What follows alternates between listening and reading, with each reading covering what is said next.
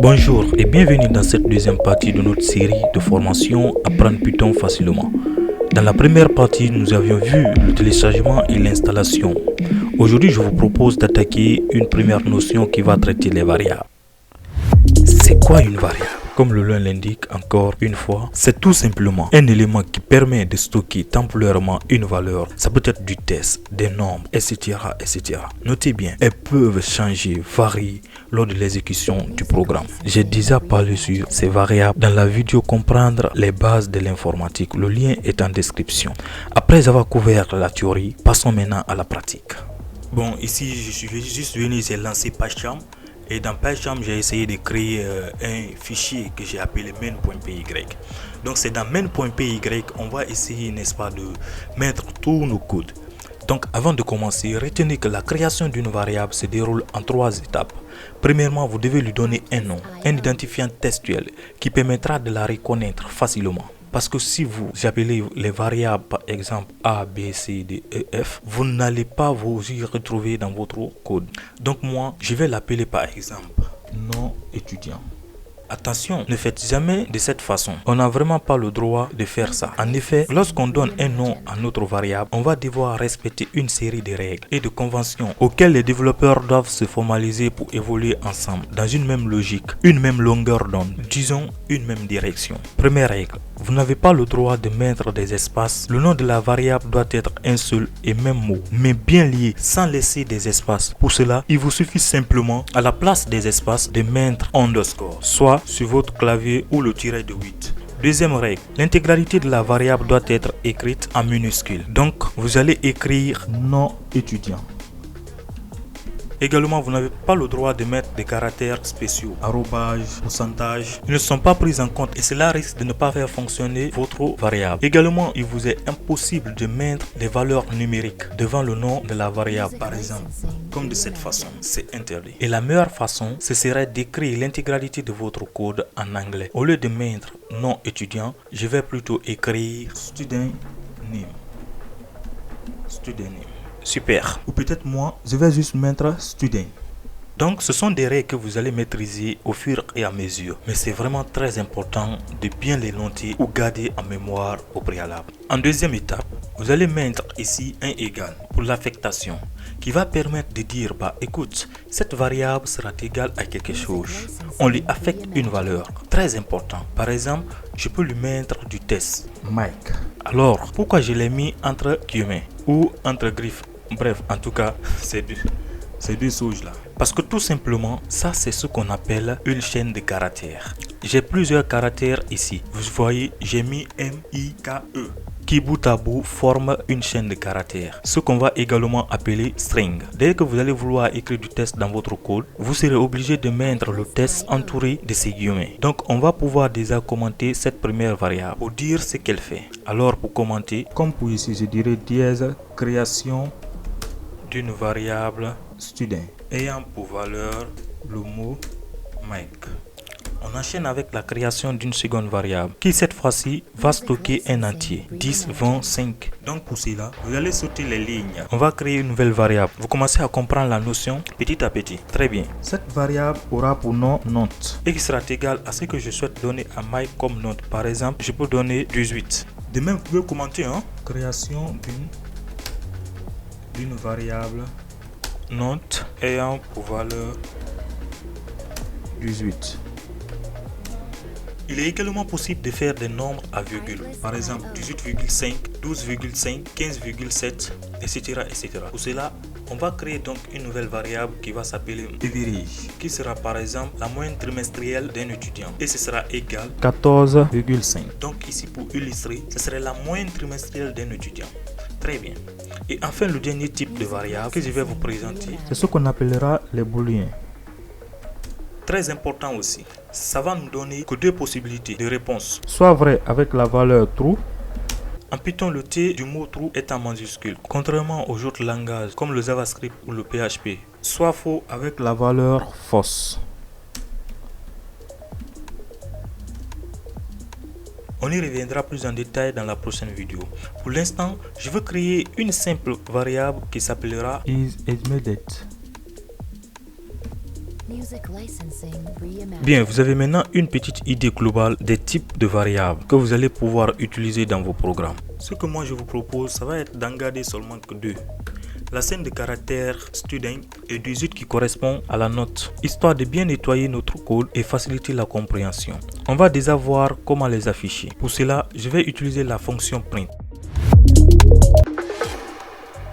C'est quoi la fonction print? La fonction print en Python permet d'afficher du texte ou des valeurs dans la console et prend en entier des éléments, texte, variables, etc., etc. et les affiche sous forme lisible à l'utilisateur. On va commencer par afficher student. Donc je fais print student. Je lance le programme et ça nous affiche bien Mike. Donc aucune difficulté à ce niveau-là.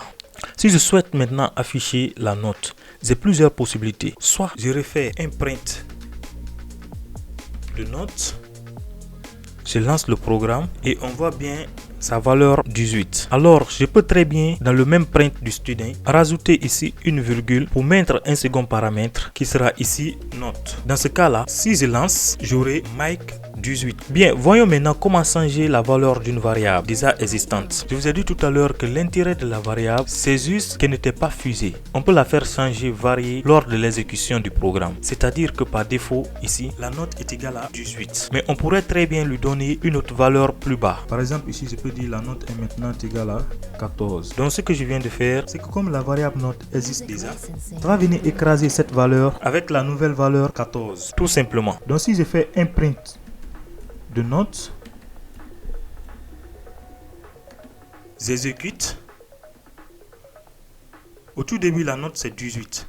Ensuite, je change la valeur avec 14 et je maintiens notre affichage. On peut voir qu'il s'est bien actualisé. Maintenant, comment faire à partir de cette variable qui vaut 14 pour avoir comme résultat 15? Qu'est-ce qu'on va faire techniquement? On devrait se dire, bah, je fais note plus 1.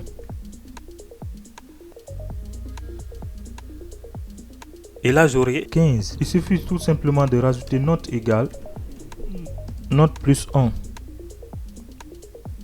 Et ça va tout simplement écraser l'ancienne valeur de note par la nouvelle qui correspond au résultat note plus 1, soit 15. On va réafficher ça à nouveau. On devait avoir 15 à la fin, super. Ça c'est que ça fonctionne également avec d'autres opérateurs. On peut très bien ici par exemple faire note fois note. La note égale à 14, donc ça va faire 14 fois 14. Et si je lance le programme, on aura 196. Pour l'histoire des chaînes de caractères, c'est exactement la même chose. On peut très bien afficher une première fois la valeur de student, la changer entre temps par une autre valeur. Par exemple ici, student égale abonnez-vous.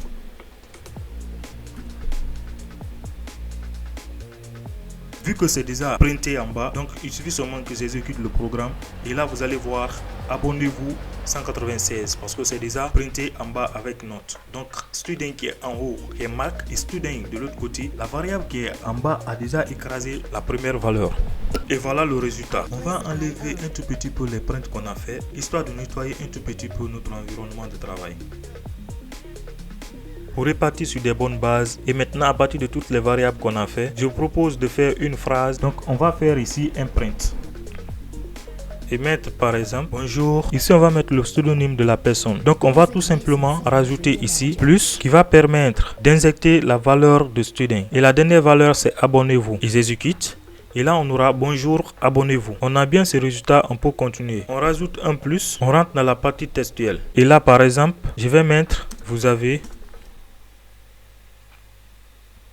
plus note plus comme note. Ce que l'on vient de faire juste ici, c'est ce qu'on appelle la concaténation. On associe des valeurs en dur avec des variables qui peuvent justement changer. Alors on va tester. C'est déjà bien qu'on soit confronté à ça. Quand ou lorsque vous aurez des erreurs, au moment que vous exécutez vos programmes, ne vous paniquez pas. Observez et lisez bien l'erreur. Comme ici, il nous dit on n'a pas le droit de concaténer des chaînes de caractères à des éléments qui ne sont pas des chaînes de caractères. Effectivement, la note ici, c'est un entier. Donc, en fait, il faudrait simplement le convertir en une chaîne de caractères. Donc, la solution, vous allez l'englober avec une fonction str.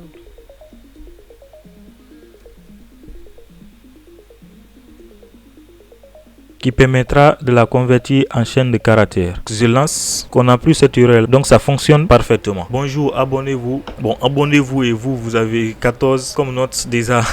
Il y a abonnez-vous qui était là, donc ça devient vous. Mais en tout cas, c'est bon, ça s'affiche, on n'a plus d'erreur.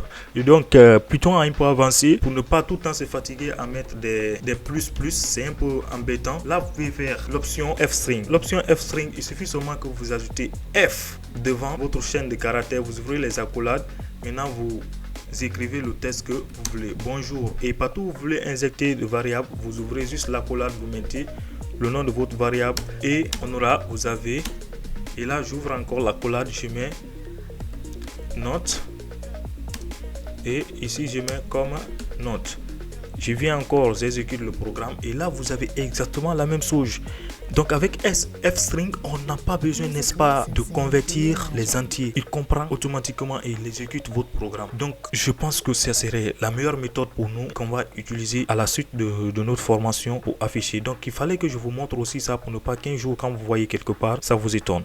On évolue. Maintenant qu'on a fait ça, je vous propose de créer un programme qui fait la moyenne de 3 notes qui auront été rentrées au préalable par l'utilisateur. D'où l'utilisation de la fonction input.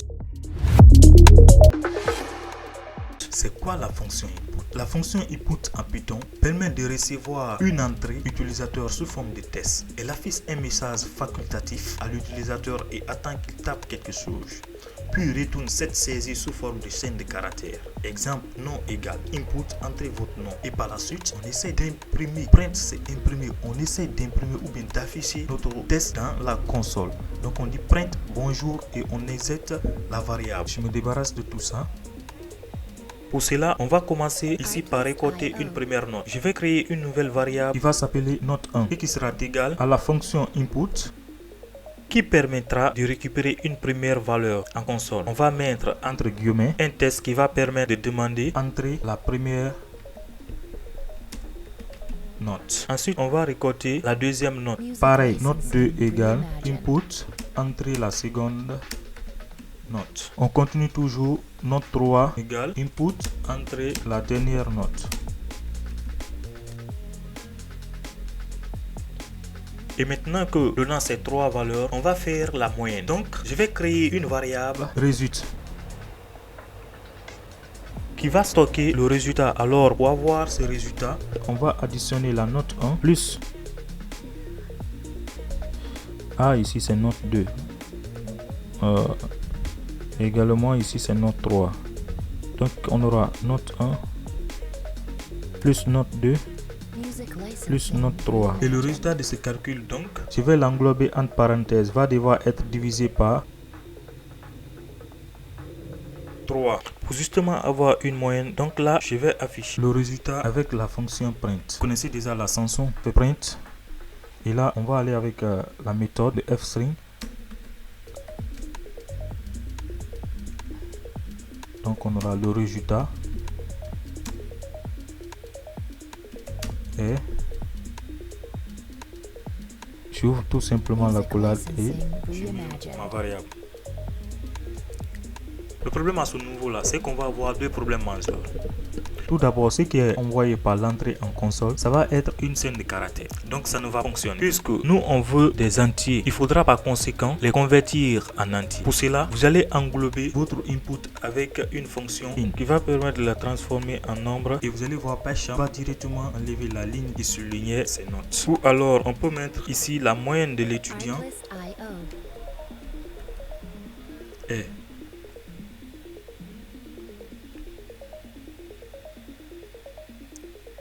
Et comme ici, on veut une chaîne de caractères, si vous partez avec la concaténation avec plus, vous serez obligé de mettre le str ici pour convertir en chaîne de caractères parce que vous voulez afficher une phrase. Mais avec le f-string, on n'est vraiment pas obligé de mettre le str. Donc c'est vraiment ça l'importance aussi de f-string. Je lance le programme, entrez la note, on va mettre 14. Et là, la moyenne de l'étudiant est 14,3333 jusqu'à 34 à la fin. Donc, ça fonctionne parfaitement. Pour ceux qui souhaitent s'entraîner pour cette première notion, je vous donne un premier petit travaux pratique qu'on fera ensemble. Mais vous tentez de votre côté. C'est parti. Vous allez ici récolter une valeur qui sera le salaire d'un enseignant. Donc attention à bien lui donner un nom correct. Récolter, super. Ensuite, vous allez créer un livre ou un produit. À vous de voir, ou un produit quelconque. Vous allez créer un livre ou un produit quelconque. Cela pour valeur $20. Je souhaite que vous affichez la nouvelle valeur. Donc récolter une valeur salaire enseignant. Créer un livre ou un produit pour valeur $20. Affichez la nouvelle valeur de l'enseignant après son achat. Mettez sur pause et tentez de votre côté et après on corrige. J'espère que vous avez tenté de votre côté. Ceux qui ont eu félicitations et ceux qui n'ont pas pu faire, suivez la correction. Récolter le salaire de l'enseignant. Donc ici on dira salarié égal à int. C'est de convertir, on ne le demande pas. Vous l'avez deviné, c'est tellement simple. On le demande. Entrez votre salaire en dollars. La première question, elle est répondue. La deuxième question, on nous dit de créer un livre ou un produit aux valeurs $20. Qu'est-ce qu'on va faire? Bien entendu, c'est juste un exemple. On ne va pas mettre le salaire de quelqu'un ici. Donc, je vais d'abord afficher ça, car c'est important. Donc, print, vous avez, et voilà, j'oublie pas mon S-string pour me faciliter la tâche et j'injecte directement salarié. Super. Donc, on me demande de créer un livre ou un produit. Moi, je vais créer un livre. Je vais dire créer un livre qui aura pour valeur $20, tout simplement. Alors, c'est simple. Qu'est-ce que je fais? Je crée juste ma variable ici, book, et je lui donne 20. Après, je dis quoi? Je dis print. Pardon. Je dis print. Le livre vaut. Voilà. Le livre vaut et je mets book. Simple. Alors, deuxième question répondue. On demande d'afficher la nouvelle valeur de l'enseignant après son achat. C'est simple, les gars. Je vais essayer de commenter pour vous très bien. Enlever. C'est comme ça on va faire sur cette chaîne. On met des problèmes, nous-mêmes on réfléchit là-dessus, on trouve la solution. Ensemble, là ça va nous faciliter à réfléchir très bien et à mettre vraiment la main dans la pâte. Je vais juste pas vous laisser aller comme ça, non. On le fait ensemble et puis chacun part avec quelque chose vraiment. Donc ici on va dire quoi? Enlever au voilà, le prix du livre. C'est aussi simple que ça. Alors qu'est-ce que je vais faire? Je prends tout simplement salarié égal ma variable salarié moins le prix du livre. Ou tout simplement, c'est toujours les mêmes choses. Hein? Je vais même commenter ça. Vous pouvez dire salarié. Pour ceux qui sont en avance un peu à la programmation, ils pourront comprendre ça. Là, vous pouvez dire directement salarié égal à moins book. Et c'est tout. Qu'est-ce que je vais faire? Je dis afficher la nouvelle valeur. Je fais tout simplement print livre acheté. Et je vais mettre tout simplement print. Il ne vous reste plus que... Et là, pour me faciliter la tâche, connaissez la sanction, les gars. Je mets ici F et je viens, j'ouvre mon accolade. C'est aussi simple que ça. Tu peux aussi mettre virgule et tu mets le nom de ta variable. Bon, ça, c'est faisable. C'est-à-dire, tu dupliques ça. Attendez juste, j'ajoute dollar ici. Tu peux aussi faire, pour afficher des chaînes de caractères avec des variables, bien sûr. Tu peux aussi faire de cette façon. Il ne reste. Et là, tu sors carrément de... Tu places la virgule et tu mets le nom de ta variable. Place la virgule et tu mets. Ça aussi, ça peut passer. Et là, on va exécuter maintenant notre programme pour voir si on a bien traité notre devoir, notre TP bien sûr. Je lance le programme. On me demande de faire entrer. Bon, je vais juste mettre un peu d'espace ici pour me faciliter quelque chose. Voilà, je mets ça ici, je relance, stop, oui, je relance. Là, je viens, là, il y a un peu d'espace pour me faciliter la saisie. Et qu'est-ce que je vais mettre? Je vais mettre un enseignant, je mets $50. Et on me dit quoi? Que le livre vaut $20.